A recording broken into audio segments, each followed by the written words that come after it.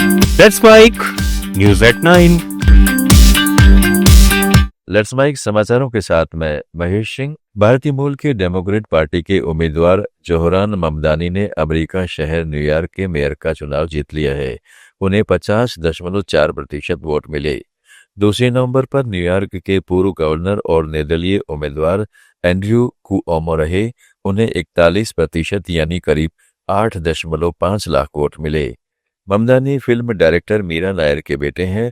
वे पिछले 100 सालों में न्यूयॉर्क के सबसे युवा, पहले भारतवंशी और पहले मुस्लिम मेयर होंगे। जीत के बाद ममदानी ने न्यूयॉर्क की जनता को संबोधित किया। इसमें उन्होंने ट्रंप को चेतावनी भी दी। अपनी जीत के बाद दिए भाषण में जोहरान ममदानी ने कहा कि मैं जवाहरलाल नेहरू के शब्द याद करता हूं कि इतिहास में बहुत कम ऐसे पल आते हैं जब हम पुराने से निकलकर नए की तरफ बढ़ते हैं। Standing before you, I think of the words of Jawaharlal Nehru. A moment comes but rarely in history when we step out from the old to the new, when an age ends and when the soul of a nation long suppressed finds utterance. Tonight we have stepped out from the old into the new.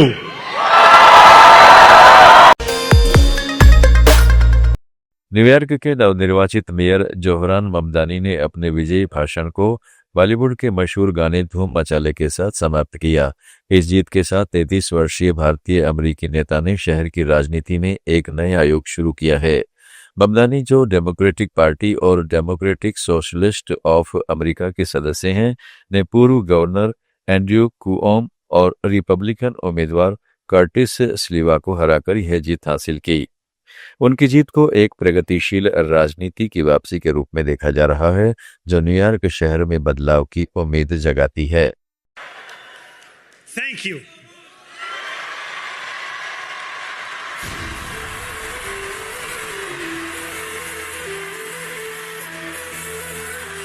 As you listen to the speech.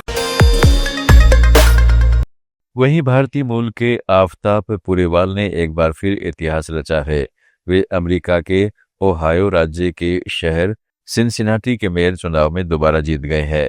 उन्होंने Republican उम्मीदवार कोरी बामन को हराया, जो America के उपराष्ट्रपति JD वांस के सौतेले भाई हैं।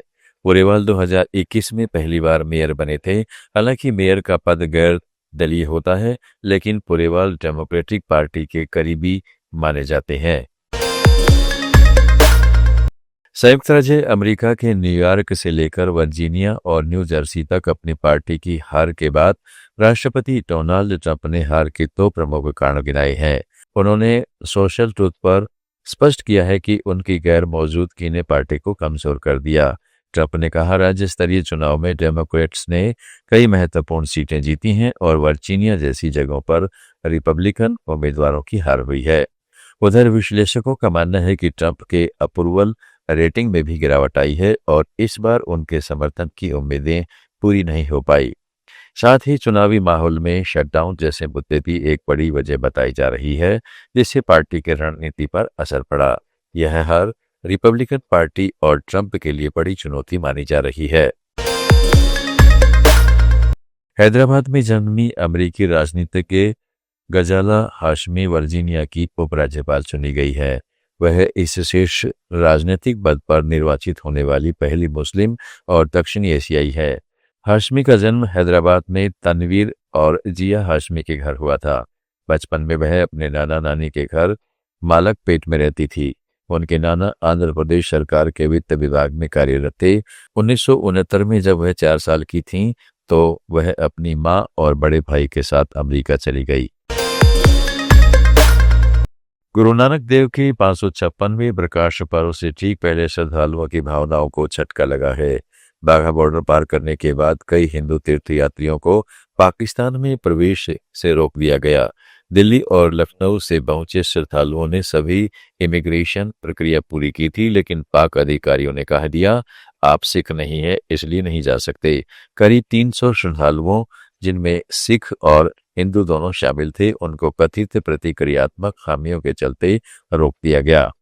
भारतीय सूत्रों का कहना है कि पाकिस्तान का यह फैसला उनके संप्रभु अधिकार क्षेत्र में आता है, जबकि लौटाए गए श्रद्धालुओं ने इसे धार्मिक भेदभाव बताया है।